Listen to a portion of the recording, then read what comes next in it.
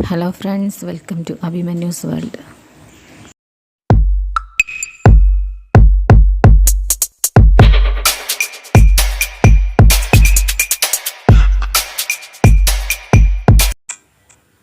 UPSC exam വരുന്നത് അടുത്ത ശനിയാഴ്ചയാണ്. നമ്മൾ ഇന്ത്യൻ സ്വാതന്ത്ര്യ സമര ചരിത്രത്തിലെ പ്രധാനപ്പെട്ട സംഭവങ്ങളാണ് നോക്കിക്കൊണ്ടിരിക്കുന്നത്. ഇന്നത്തെ ക്ലാസ്സിൽ നമ്മൾ നോക്കാൻ പോകുന്നത് വട്ടമേശ സമ്മേളനങ്ങൾ, കമ്മ്യൂണൽ അവാർഡ്, അതിൻ്റെ കൂടെ തന്നെ നമ്മൾ ഓഗസ്റ്റ് ഓഫർ എന്താണെന്ന് നോക്കുന്നുണ്ട്. അതുകൂടാതെ ക്രിപ്സ് മിഷൻ, ക്വിറ്റ് ഇന്ത്യ സമരം, ക്യാബിനറ്റ് മിഷൻ, ഇന്ത്യൻ നാവിക കലാപം, ഫൈനലി ഇന്ത്യൻ ഇൻഡിപെൻഡൻസ് ആക്ട്. ഇത്രയും കാര്യങ്ങളാണ് നമ്മൾ ഇന്നത്തെ ക്ലാസ്സിൽ പഠിക്കുന്നത്. നമുക്ക് അന്നേരം വീഡിയോയിലേക്ക് കടക്കാം. വട്ടമേശ സമ്മേളനങ്ങൾ 1930-32. വട്ടമേശ സമ്മേളനങ്ങൾ നടന്ന സ്ഥലം ലണ്ടൻ. ഒന്നാം വട്ടമേശ സമ്മേളനം നടന്ന വർഷം 1930. നേതാക്കൾ തേജ് ബഹാദൂർ സാപ്രു, BR അംബേദ്കർ, മുഹമ്മദ് അലി ജിന്ന. ഒന്നാം വട്ടമേശ സമ്മേളനം നടന്ന വർഷം 1930. വട്ടമേശ സമ്മേളനത്തിൽ പങ്കെടുത്ത പ്രമുഖ നേതാക്കൾ തേജ് ബഹാദൂർ സാപ്രു, BR അംബേദ്കർ, മുഹമ്മദ് അലി ജിന്ന. ഒന്നാം വട്ടമേശ സമ്മേളനത്തിൽ അധ്യക്ഷത വഹിച്ചത് റംസെ മക്ഡൊണാൾഡ്. ഒന്നാം വട്ടമേശ സമ്മേളനത്തിൽ അധ്യക്ഷത വഹിച്ചത് റംസെ മക്ഡൊണാൾഡ്. രണ്ടാം വട്ടമേശ സമ്മേളനം നടന്ന വർഷം 1931. കോൺഗ്രസ് പങ്കെടുത്ത ഏക വട്ടമേശ സമ്മേളനം രണ്ടാം വട്ടമേശ സമ്മേളനം. രണ്ടാം വട്ടമേശ സമ്മേളനത്തിൽ കോൺഗ്രസിനെ പ്രതിനിധീകരിച്ച വ്യക്തി ഗാന്ധിജി. രണ്ടാം വട്ടമേശ സമ്മേളനത്തിൽ കോൺഗ്രസിനെ പ്രതിനിധീകരിച്ച വ്യക്തി ഗാന്ധിജി.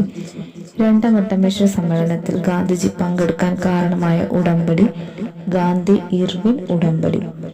രണ്ടാം വട്ടമേശ സമ്മേളനത്തിൽ ഗാന്ധിജി പങ്കെടുക്കാൻ കാരണമായ ഉടമ്പടി ഗാന്ധി ഇർവിൻ ഉടമ്പടി. രണ്ടാം വട്ടമേശ സമ്മേളനത്തിൽ ഗാന്ധിജിയുടെ ഉപദേഷ്ടാവ് ആയിരുന്നത് മദൻ മോഹൻ മാളവ്യ. രണ്ടാം വട്ടമേശ സമ്മേളനത്തിൽ ഗാന്ധിജിയുടെ ഉപദേഷ്ടാവ് ആയിരുന്നത് മദൻ മോഹൻ മാളവ്യ. സരോജിനി നായിഡു പങ്കെടുത്ത വട്ടമേശ സമ്മേളനം രണ്ടാം വട്ടമേശ സമ്മേളനം. സരോജിനി നായിഡു പങ്കെടുത്ത വട്ടമേശ സമ്മേളനം രണ്ടാം വട്ടമേശ സമ്മേളനം. പുത്രിക രാജ്യപദവി ഉടൻ നൽകണമെന്ന ഗാന്ധിജിയുടെ ആവശ്യം നിരാകരിക്കപ്പെട്ടതും സാമുദായിക പ്രാതിനിധ്യത്തെ ചൊല്ലിയുള്ള അഭിപ്രായ ഭിന്നതയും കാരണം പരാജയപ്പെട്ട സമ്മേളനം രണ്ടാം വട്ടമേശ സമ്മേളനം. മൂന്നാം വട്ടമേശ സമ്മേളനം നടന്ന വർഷം 1932. 1935 ഗവൺമെന്റ് ഓഫ് ഇന്ത്യ ആക്ടിന് കാരണമായി തീർന്ന വട്ടമേശ സമ്മേളനം മൂന്നാം വട്ടമേശ സമ്മേളനം. വട്ടമേശ സമ്മേളനങ്ങൾ പഠിച്ചതിന് ശേഷം നമുക്ക് പ്രധാനപ്പെട്ട 2 പോയിന്റ്സും കൂടെ നോക്കി വയ്ക്കാനുണ്ട്. ഒന്നാം വട്ടമേശ സമ്മേളനം നടക്കുമ്പോൾ വൈസ്രോയി ആയിരുന്നത് ഇർവിൻ പ്രഭു. 2, 3 വട്ടമേശ സമ്മേളനങ്ങൾ നടക്കുമ്പോൾ വൈസ്രോയി ആയിരുന്നത് വെല്ലിംഗ്ടൺ പ്രഭു. ഇർവിൻ പ്രഭു ആയിരുന്നു ഒന്നാം വട്ടമേശ സമ്മേളനം നടക്കുമ്പോൾ വൈസ്രോയി. 2, 3 വട്ടമേശ സമ്മേളനങ്ങൾ നടക്കുമ്പോൾ വൈസ്രോയി ആയിരുന്നത് വെല്ലിംഗ്ടൺ പ്രഭു ആയിരുന്നു. അടുത്തതായിട്ട് നമ്മൾ നോക്കുന്നത് കമ്മ്യൂണൽ അവാർഡാണ്. 1932 കമ്മ്യൂണൽ അവാർഡ്. ഇന്ത്യയിലെ പിന്നോക്ക സമുദായക്കാർക്ക് പ്രത്യേക നിയോജക മണ്ഡലങ്ങൾ ഏർപ്പെടുത്തിയ ആദ്യ പരിഷ്കാരമാണ് ഇത്. ഇന്ത്യയിലെ പിന്നോക്ക സമുദായക്കാർക്ക് പ്രത്യേക നിയോജക മണ്ഡലം. കമ്മ്യൂണൽ അവാർഡ് പ്രഖ്യാപിച്ച വർഷം 1932 ഓഗസ്റ്റ് 16. പ്രഖ്യാപിച്ച ബ്രിട്ടീഷ് പ്രധാനമന്ത്രി റാംസെ മക്ഡൊണാൾഡ്. കമ്മ്യൂണൽ അവാർഡിനെതിരെ ഗാന്ധിജി ആരംഭിച്ച നിരാഹാര സമരം അവസാനിപ്പിക്കാൻ കാരണമായ ഉടമ്പടിയാണ് പൂന ഉടമ്പടി. ഗാന്ധിജിയും അംബേദ്കറും തമ്മിലായിരുന്നു. കമ്മ്യൂണൽ അവാർഡിന് എതിരെ ഗാന്ധിജി മരണം വരെ നിരാഹാര സത്യാഗ്രഹം പ്രഖ്യാപനം നടത്തിയ ജയിലാണ് യാർവാദ ജയിൽ. കമ്മ്യൂണൽ അവാർഡിനെതിരെ ഗാന്ധിജി മരണം വരെ നിരാഹാര സത്യാഗ്രഹം പ്രഖ്യാപനം നടത്തിയ ജയിൽ യാർവാദ ജയിലായിരുന്നു. അടുത്തതായി ഓഗസ്റ്റ് ഓഫർ 1940. രണ്ടാം ലോക മഹായുദ്ധത്തിൽ ഇന്ത്യക്കാരുടെ പിന്തുണ ലക്ഷ്യം വെച്ചുകൊണ്ട് ബ്രിട്ടീഷ് ഗവൺമെൻറ് നടത്തിയ പ്രഖ്യാപനമായിരുന്നു ഓഗസ്റ്റ് ഓഫർ. വർഷം 1940 ഓഗസ്റ്റ് 8. ഈ വാഗ്ദാനം നടത്തിയത് ലിൻ ലിത്ഗോ പ്രഭു ആയിരുന്നു. ഓഗസ്റ്റ് ഓഫർ 1940 ഓഗസ്റ്റ് 8 നടത്തിയത് ലിൻ ലിത്ഗോ പ്രഭു ആയിരുന്നു.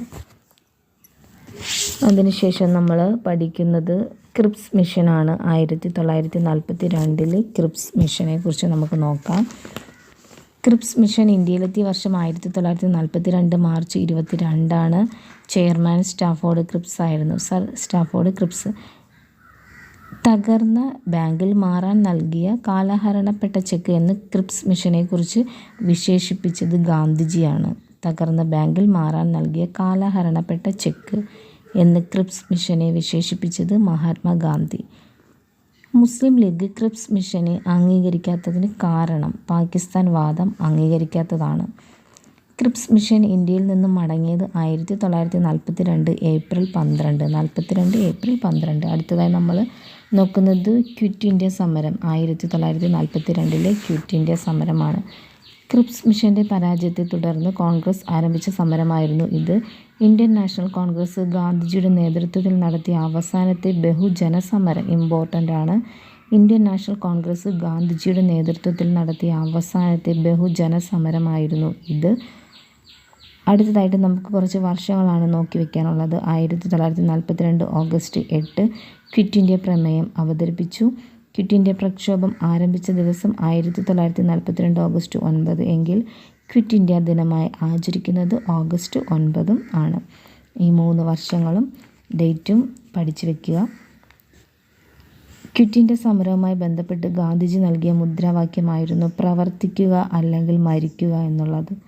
ക്വിറ്റ് ഇന്ത്യ സമരവുമായി ബന്ധപ്പെട്ട് ഗാന്ധിജി നൽകിയ മുദ്രാവാക്യം പ്രവർത്തിക്കുക അല്ലെങ്കിൽ മരിക്കുക എന്നുള്ളതായിരുന്നു. ക്വിറ്റ് ഇന്ത്യ സമരത്തെ തുടർന്ന് ഗാന്ധിജിയെയും ഭാര്യ കസ്തൂർബ ഗാന്ധിയെ പാർപ്പിച്ചിരുന്ന ജയിലായിരുന്നു പൂനെയിലെ ആഗാഖാൻ കൊട്ടാരത്തിലെ ജയിൽ. പൂനെയിലെ ആഗാഖാൻ കൊട്ടാരം ജയിലാണ്. അതിനുശേഷം കസ്തൂർബ ഗാന്ധി അന്തരിച്ച വർഷം 1944 ഫെബ്രുവരി 22 ഒളിവിൽ കഴിഞ്ഞതുകൊണ്ട് ക്വിറ്റ് ഇന്ത്യ സമരത്തിന് നേതൃത്വം നൽകിയവർ അരുണ ആസിഫ് അലി, ജയപ്രകാശ് നാരായണൻ. ക്വിറ്റ് ഇന്ത്യ പ്രമേയം പാസ്സാക്കപ്പെട്ട ഗോവയിലെ ടാങ് മൈതാനം ഇപ്പോൾ അറിയപ്പെടുന്നത് ഓഗസ്റ്റ് ക്രാന്തി മൈതാനം എന്ന പേരിലാണ്. ക്വിറ്റ് ഇന്ത്യ പ്രമേയം അവതരിപ്പിച്ചത് ജവഹർലാൽ നെഹ്റുവാണ്. ക്വിറ്റ് ഇന്ത്യ എന്ന വാക്കിന് രൂപം കൊടുത്തത് യൂസഫ് മെഹ്റലി. ക്വിറ്റ് ഇന്ത്യ സമര നായകൻ ജയപ്രകാശ് നാരായണൻ. സമര നായിക എന്നറിയപ്പെടുന്നത് അരുണ ആസിഫ് അലിയാണ്. അടുത്തതായി ക്യാബിനറ്റ് മിഷൻ 1946. അധികാര കൈമാറ്റ ചർച്ചകൾ ഇന്ത്യൻ നേതാക്കളുമായി നടത്തിയത് ക്യാബിനറ്റ് മിഷനായിരുന്നു. ക്യാബിനറ്റ് മിഷൻ ഇന്ത്യയിലെത്തിയ വർഷം 1946. ബ്രിട്ടീഷ് പ്രധാനമന്ത്രി ക്ലെമന്റ് ആറ്റ്ലി ആയിരുന്നു. മിഷനിലെ പ്രധാനപ്പെട്ട അംഗങ്ങൾ Pethick Lawrence, Stafford Cripps, AV Alexander. Pethick Lawrence, Stafford Cripps, AV Alexander. പ്രധാന ശുപാർശ ഇടക്കാല ദേശീയ ഗവൺമെൻറ് രൂപീകരിക്കുകയായിരുന്നു. ഇടക്കാല ദേശീയ ഗവൺമെൻറ് നിലവിൽ വന്നത് 1946 സെപ്റ്റംബർ 2 ആയിരുന്നു. ഇടക്കാല ദേശീയ ഗവൺമെൻറ്റിൻ്റെ അധ്യക്ഷൻ വേവൽ പ്രഭു ആയിരുന്നു. 1946 വന്ന ഇടക്കാല ഗവൺമെൻറ്റിലെ ഉപാധ്യക്ഷ പദവി വഹിച്ചിരുന്നത് ജവഹർലാൽ നെഹ്റു ആയിരുന്നു. ക്യാബിനറ്റ് മിഷൻ എന്ന് പറയുന്നത് പ്രധാനപ്പെട്ട ഒരു ടോപ്പിക്കായിരുന്നു. 1946 നിയമിച്ച ബ്രിട്ടീഷ് പ്രധാനമന്ത്രി നമ്മൾ പറഞ്ഞു ക്ലെമന്റ് ആറ്റ്ലി. പ്രധാനപ്പെട്ട നേതാക്കളെ നമ്മൾ പറഞ്ഞു Pethick Lawrence, Stafford Cripps, AV Alexander. അടുത്തതായി ഇന്ത്യൻ നാവിക കലാപമാണ് നമ്മൾ നോക്കുന്നത്. 1946 നാവിക കലാപം നടന്നത് ബോംബെയിലായിരുന്നു. 46 ബോംബെയിൽ. നാവിക കലാപത്തിന് സാക്ഷ്യം വഹിച്ച യുദ്ധക്കപ്പൽ HMIS തൽവാർ ആയിരുന്നു. നാവിക കലാപം നടന്ന സമയത്ത് ഇന്ത്യയിലെ വൈസ്രോയി വേവൽ പ്രഭു സ്വരാജിൻ്റെ ശവപ്പെട്ടിയിൽ തറയ്ക്കപ്പെട്ട മറ്റൊരു ആണി എന്ന് ഗാന്ധിജി വിശേഷിപ്പിച്ചത് 1946 നാവിക കലാപത്തെയായിരുന്നു. ഇന്ത്യയുടെയും പാകിസ്ഥാൻ്റെയും അതിർത്തി നിർണ്ണയിക്കുന്നതിന് നേതൃത്വം നൽകിയത് സിറിൽ റാഡ്ക്ലിഫ് ആയിരുന്നു. അങ്ങനെ ഇന്ത്യയും പാകിസ്ഥാനെയും വേർതിരിക്കുന്ന രേഖ അറിയപ്പെടുന്നത് റാഡ്ക്ലിഫ് രേഖ എന്നാണ്. 1946 ഇന്ത്യൻ നാവിക കലാപമാണ് നമ്മൾ നോക്കിയത്. ബോംബെയിലാണ് നടന്നത്. ആ സമയത്ത് ഇന്ത്യയിലെ വൈസ്രോയി ആയിരുന്നത് വേവൽ പ്രഭു ആയിരുന്നു. സ്വരാജിൻ്റെ ശവപ്പെട്ടിയിൽ തറയ്ക്കപ്പെട്ട മറ്റൊരാണി എന്ന് ഗാന്ധിജി വിശേഷിപ്പിച്ചത് നാവിക കലാപത്തെ ആയിരുന്നു. ഇന്ത്യയുടെയും പാകിസ്ഥാൻ്റെയും അതിർത്തി നിർണ്ണയിക്കുന്നതിന് നേതൃത്വം നൽകിയത് സിറിൽ റാഡ്ക്ലിഫ് ആയിരുന്നു നമ്മൾ പറഞ്ഞു. അടുത്തതായി നമ്മൾ പഠിക്കുന്നത് ഇന്ത്യൻ ഇൻഡിപെൻഡൻസ് ആക്ട്. ഇന്ത്യക്ക് വേണ്ടി ബ്രിട്ടീഷ് പാർലമെൻറ്റ് പാസ്സാക്കിയ അവസാനത്തെ നിയമമായിരുന്നു ഇത്. ഇനി പ്രധാനപ്പെട്ട ചില വർഷങ്ങളാണ് നമുക്ക് നോക്കാനുള്ളത്. ഇന്ത്യൻ ഇൻഡിപെൻഡൻസ് ആക്ട് ബ്രിട്ടീഷ് പാർലമെൻറ്റിൽ അവതരിപ്പിച്ചത് 1947 July 4. Indian Independence Act British parliament പാസ്സാക്കിയത് 1947 ജൂലൈ 5 ആണ്. രണ്ടും 1947 ജൂലൈ 4 ജൂലൈ 5 ഇന്ത്യൻ ഇൻഡിപെൻഡൻസ് ബില്ലിന് ബ്രിട്ടീഷ് രാജാവിൻ്റെ അംഗീകാരം ലഭിച്ചത് 1947 ജൂലൈ 18. ഇന്ത്യൻ ഇൻഡിപെൻഡൻസ് ആക്ട് നിലവിൽ വന്നത് 1947 ഓഗസ്റ്റ് 15. വർഷങ്ങളും ഡേറ്റും പ്രധാനപ്പെട്ടതാണ്. 1947 ജൂലൈ 4 അവതരിപ്പിച്ചത്. ജൂലൈ 5 പാർലമെൻറ്റിൽ പാസ്സാക്കിയത്. അംഗീകാരം ലഭിച്ചത് 1947 ജൂലൈ 18. ഇന്ത്യൻ ഇൻഡിപെൻഡൻസ് ആക്ട് നിലവിൽ വന്നത് 1947 ഓഗസ്റ്റ് 15 അതിൻ്റെ പ്രത്യേകതയായിട്ട് നമ്മൾ നോക്കിയത് എന്താണ്? ഇന്ത്യക്ക് വേണ്ടി ബ്രിട്ടീഷ് പാർലമെൻറ്റ് പാസ്സാക്കിയ അവസാനത്തെ നിയമമാണ് ഇന്ത്യൻ ഇൻഡിപെൻഡൻസ് ആക്ട്. കുറച്ച് ദിവസങ്ങൾ കൊണ്ട് നമ്മൾ ഇന്ത്യൻ സ്വാതന്ത്ര്യ സമര ചരിത്രത്തിലെ വളരെ വളരെ പ്രധാനപ്പെട്ട ടോപ്പിക്കുകളാണ് നോക്കിക്കഴിഞ്ഞത്. ഇന്ത്യൻ ഇൻഡിപെൻഡൻസ് ആക്റ്റും കൂടെ ആയപ്പോൾ ആ ഒരു ഭാഗം നമ്മൾ കംപ്ലീറ്റ് ചെയ്തിരിക്കുകയാണ്. ഇതുപോലെയുള്ള വീഡിയോസ് കാണുന്നതിനായി എൻ്റെ ചാനൽ നിങ്ങൾ സബ്സ്ക്രൈബ് ചെയ്യുക. വീഡിയോ ഇഷ്ടമായാൽ ലൈക്ക് ചെയ്യാനും ഷെയർ ചെയ്യാനും മറക്കാതിരിക്കുക.